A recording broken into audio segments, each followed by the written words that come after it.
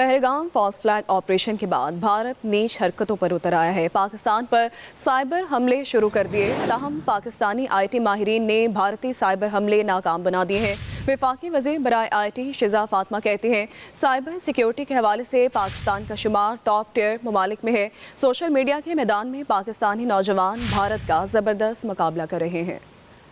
किसी के भी हक में नहीं है कि सिचुएशन एस्केलेट हो। Pakistan as a country, as a state, हमने हमेशा टेररिज्म को कंडेम भी किया है और अमन के बारे में बात की। हम तो टेररिज्म के विक्टिम्स हैं, सबसे बड़े विक्टिम्स हैं। साइबर सिक्योरिटी के हवाले से पिछले 2 सालों में पाकिस्तान टॉप टियर कंट्रीज़ में आया है। जो ITU की एक साइबर सिक्योरिटी की इंटरनेशनल रैंकिंग होती है, उसमें हम US और UK और इन ममालिक की जो एक फहरिस्त है, उसमें पाकिस्तान का नाम आया।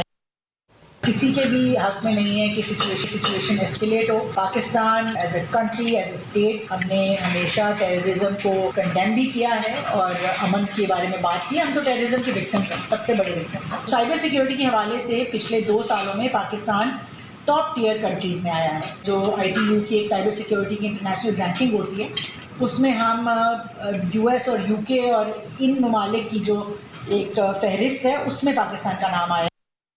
किसी के भी हक में नहीं है कि सिचुएशन एस्केलेट हो। Pakistan as a country, as a state, हमने हमेशा टेररिज्म को कंडेम भी किया है और अमन के बारे में बात की। हम तो टेररिज्म के विक्टिम्स हैं, सबसे बड़े विक्टिम्स हैं। साइबर सिक्योरिटी के हवाले से पिछले 2 सालों में पाकिस्तान टॉप टियर कंट्रीज़ में आया है। जो ITU की एक साइबर सिक्योरिटी की इंटरनेशनल रैंकिंग होती है, उसमें हम US और UK और इन ममालिक की जो एक फहरिस्त है, उसमें पाकिस्तान का नाम आया।